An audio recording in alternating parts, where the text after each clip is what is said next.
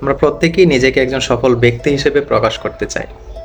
The power of positive thinking অনুযায়ী আমরা যদি তা করতে চাই তাহলে আমাদেরকে 3টি ধাপ অতিক্রম করতে হবে।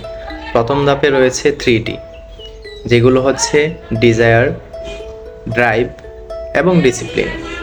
যখন এগুলো সম্পন্ন করব, আমাদের দ্বিতীয় ধাপে 3A এর জন্ম হবে। সেখানে রয়েছে অ্যাম্বিশন, অ্যাবিলিটি অ্যান্ড অ্যাটিটিউড। তার পরবর্তীতে আমরা যখন এগুলো সম্পন্ন করে ফেলব, আমাদের নিজেকে প্রকাশ করার সেই সময়টা চলে আসবে। তখন 3E এর জন্ম নিবে, যেখানে রয়েছে এডুকেশন, এক্সপেরিয়েন্স এবং এক্সিকিউশন।